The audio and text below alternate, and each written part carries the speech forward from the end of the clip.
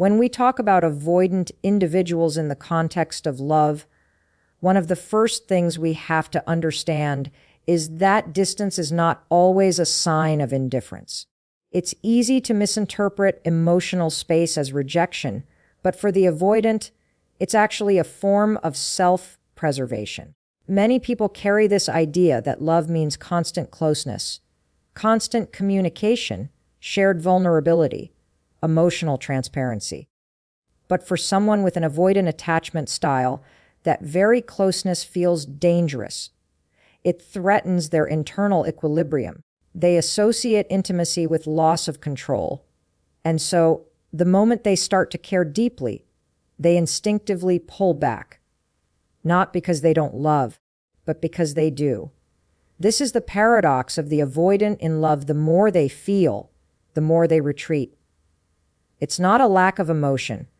It's emotional overwhelm. Their nervous system is wired to respond to closeness as a potential threat.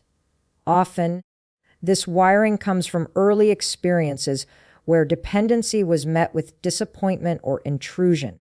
Maybe they had a parent who was unpredictable, too involved at times, then distant at others, or one who made love conditional. They learned that self-sufficiency was safer than vulnerability. So when they grow up and fall in love, that old blueprint activates. The closer they get to someone, the more their mind whispers, be careful. Don't need too much. Don't lose yourself. Now, this creates a very interesting psychological contradiction. On one hand, the avoidant craves intimacy just like anyone else. They long for connection, understanding, and the feeling of being seen. But on the other hand, they fear what will happen if they let someone in too deeply. Love becomes something they both desire and resist, and this resistance often manifests as withdrawal, taking space, minimizing emotion, or redirecting focus to work, hobbies, or independence. It's a strategy that gives them a sense of control in a situation that feels emotionally unpredictable. But what's crucial to understand here is that this distance is not the absence of love. It's the form their love takes when fear is present. They love by managing intensity, by protecting their autonomy, by ensuring they can still breathe inside the relationship. If you look closely, you'll notice that even when they pull away, they don't entirely disappear. They might still check in occasionally, or do something small but thoughtful, something that shows they're still connected, just on their own terms. That's their way of saying, I care about you, but I need to feel safe while doing it. In a sense, the avoidance relationship with love mirrors humanity's broader relationship with vulnerability. We all wrestle with the tension between the desire to merge and the fear of being consumed. The avoidant simply lives on the sharper edge of that conflict. Their story reminds us that love isn't only about closeness. It's also about respecting the space where individuality survives.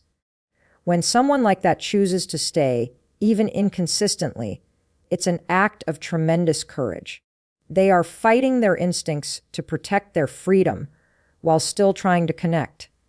So, when an avoidant loves you and creates distance, don't rush to interpret it as disinterest. Sometimes that space is not a wall, it's a boundary that allows them to keep loving you without losing themselves. And in a world where so many people confuse possession with affection, maybe that kind of love, measured, cautious, but real, is not the absence of intimacy, but the beginning of a deeper, more sustainable one. When an avoidant person loves you, their affection rarely arrives wrapped in sentiment or grand declarations. It's subtle, restrained, and often disguised as practicality. They won't flood you with words, but they'll fix the hinge on your door. They won't announce how much they care, but they'll quietly make sure you got home safe, or that the car has enough fuel for the week. These acts may seem small, almost insignificant, but for the avoidant, They are the language of love translated into something they can control. You see, for most people, love is an emotional exchange. We express it through openness, vulnerability, and shared feeling.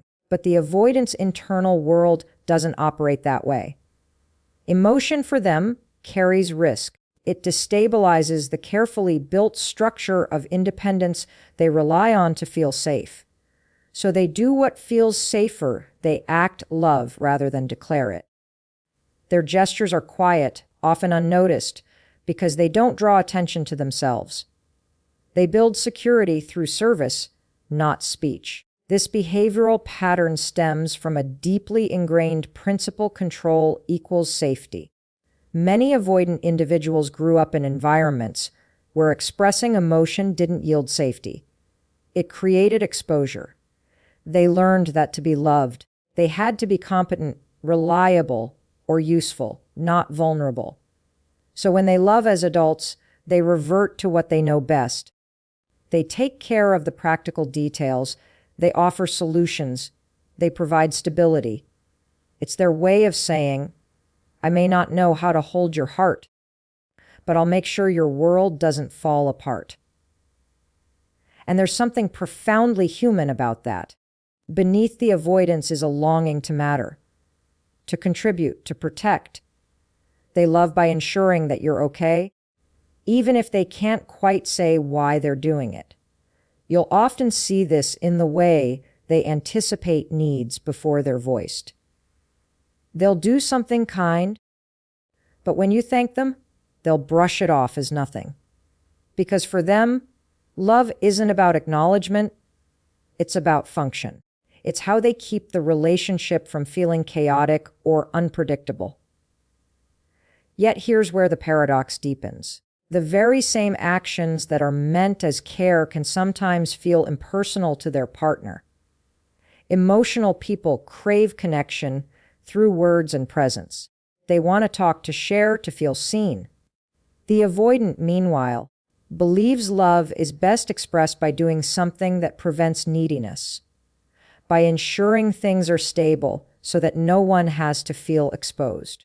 This mismatch often breeds misunderstanding. One partner interprets quiet practicality as detachment, while the other sees emotional intensity as a threat. But if you step back and look closer, you begin to see the integrity behind the avoidance behavior. Their care is measured not by passion, but by consistency. They may not say, I love you, every day, but they show up when it counts. They'll fix what's broken, shield you from chaos, and keep your life moving even when words fail. That's their version of devotion, rooted in structure, grounded in action. And maybe that's the deeper truth about love. It doesn't always shout. Sometimes it builds quietly in the background, constructing order out of uncertainty. For the avoidant, love isn't a feeling they surrender to. It's a responsibility they shoulder. And though it may not sound poetic, there's a certain nobility in that steadiness. Because in a world where love is often loud but fleeting, theirs is quiet, but it endures. At the heart of the avoidance experience of love lies a deep internal contradiction, a psychological war between desire and fear. On one side, there is a genuine longing for connection, for the safety and intimacy that love promises. On the other, there is an equally powerful drive to protect oneself from that very intimacy. It's not that the avoidant doesn't want to love. It's that love awakens every buried fear of dependence, loss of control, and emotional exposure. They want closeness, but closeness feels dangerous. And so, their relationship with love becomes a balancing act between the human need for attachment and the equally human need for autonomy. To understand this tension, you have to recognize that avoidants are not cold, they are cautious.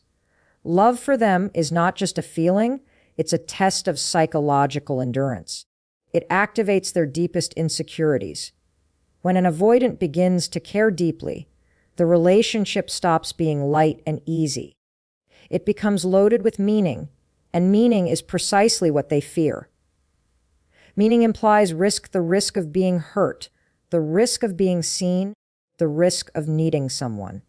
And so, they begin to manage that risk by controlling emotional distance. They withdraw just enough to breathe, to restore their sense of self, to remind themselves they are still free. This is why relationships with avoidant individuals often have a push-pull rhythm. One moment, they're fully present, affectionate, attentive, maybe even vulnerable. The next, they retreat, as if something invisible has startled them. That sudden withdrawal isn't random, it's a reflex born of fear. They have crossed an invisible threshold of emotional intensity and must now retreat to reestablish equilibrium. They are trying to love without drowning. Philosophically, this dynamic reveals something profound about human nature itself. Every person wrestles with the paradox of love, the longing to merge with another versus the instinct to remain an independent self. The avoidant simply embodies this struggle in its most concentrated form. Where the anxious type clings to connection to avoid abandonment, the avoidant distances themselves to avoid being consumed. Both are responses to fear, just expressed in opposite directions. And in that sense, the avoidant's internal conflict isn't pathological. It's deeply human.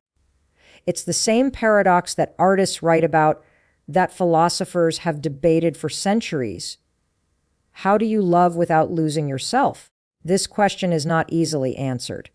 For the avoidant, it requires courage to stay in love without fleeing from it, to tolerate discomfort instead of running from it. That means learning to see vulnerability not as a loss of control, but as a form of strength. It means recognizing that autonomy and intimacy are not opposites but interdependent forces. You cannot have genuine connection without the freedom to step back. And you cannot have freedom without the willingness to step close.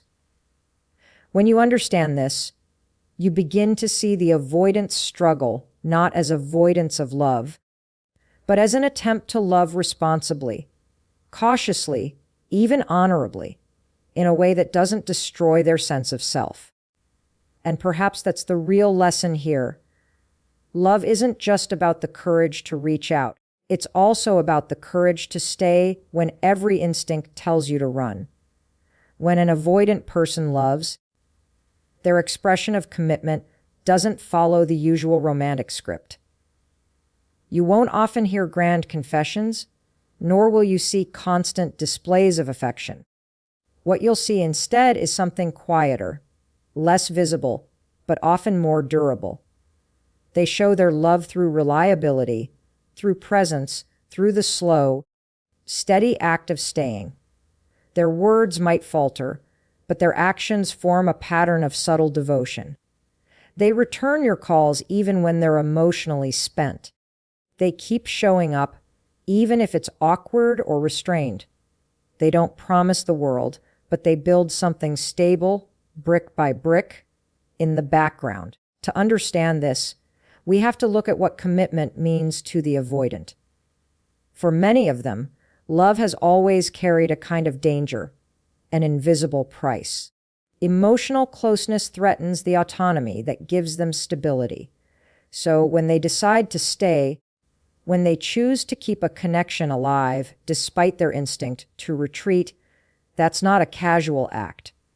It's a profound statement of trust. It means they've calculated the risk, faced the fear, and decided that this bond, this person, is worth enduring discomfort for. That's not lack of love. That's love under discipline. This kind of commitment often doesn't come in the form of, "I love you," said every night. It comes through consistency, through doing what they say they'll do, showing up when it matters, and keeping their word even when emotional expression feels foreign. It's a quieter, more grounded version of love, one that resists the chaos of emotional volatility in favor of something solid. For them, words can be uncertain, but actions are controllable. So they express devotion in ways that maintain balance, stability over sentiment, responsibility over expression. And yet, this can easily be misunderstood. Their partners might interpret the lack of verbal affirmation as emotional detachment. They might think, if you love me, why don't you say it? Why don't you show it more clearly? But for the avoidant, restraint is not absence, it's protection. They guard what's meaningful by not overstating it. They've learned that words can betray them, that too much emotion can create expectations they don't know how to meet. So they stay in the only way they know how, through reliability. When they keep choosing you despite their need for distance, that's a deeper statement than words can often convey. Philosophically, this reflects a truth about mature love itself. Real commitment isn't the absence of fear or conflict. It's the willingness to act responsibly in spite of them. The avoidant, in their cautious way, embodies this. They may not trust easily, but once they do, they anchor themselves to the relationship through action, not idealism. And that kind of love, while imperfect, carries integrity. It's not a love of constant reassurance. It's a love built on the quiet conviction that presence matters more than performance. So when an avoidant stays, when they keep returning even after pulling away, it's not an accident. It's a deliberate choice made against the grain of their own defenses. And that's something profound. Because love, in the end, isn't only about how loudly you can express it. It's about how faithfully you live it. When we bring all of this together, the distance, the subtle protection, the internal conflict, and the silent commitment, we begin to see that avoidant love isn't a lesser form of love. It's simply a different language. It's a love shaped by fear, yes, but also by discipline and restraint. The avoidant doesn't fall recklessly into emotion. They walk into it with caution, measuring each step, trying to preserve the part of themselves that once had to survive without connection. It's easy to label them as cold or detached, but that judgment overlooks the complexity of their struggle. What they're truly trying to do is reconcile two powerful human needs, the need for independence and the need for belonging. They're not running from love. They're trying to find a way to stay in it without losing themselves. And that's something all of us, to some degree, have to learn. Every relationship requires us to navigate that same tension between self and other, freedom and closeness. The avoidant simply embodies that tension more visibly, more intensely. What's remarkable is that when they choose to love, when they stay despite the discomfort, when they show care in quiet, unspoken ways, they are performing one of the most courageous acts a person can, confronting their deepest fear to preserve something meaningful. Their love may not sound like poetry, but it's written in action, in consistency, in the invisible effort to remain present when everything inside them wants to retreat. So perhaps the lesson here is not to demand that every person love the same way, but to learn how to read the ways in which love hides behind silence, behind practicality, behind restraint. To see that sometimes love doesn't come in the language we expect. It comes in the one the person has learned to survive with. And if we can meet that kind of love with understanding rather than frustration, patience rather than pressure, something remarkable happens. The avoidant begins to soften. Safety replaces fear, trust replaces control, and love, real love, begins to take root in both directions. Because love, at its highest form, is not about demanding transformation from another person. It's about creating enough understanding that transformation becomes possible. In the end, what the avoidant teaches us is that love is not always loud or easy or overflowing. Sometimes it's quiet, deliberate, and earned. And maybe that's the kind of love that endures, the kind that isn't spoken in 1,000 words, but proven in 1,000 small, steady acts.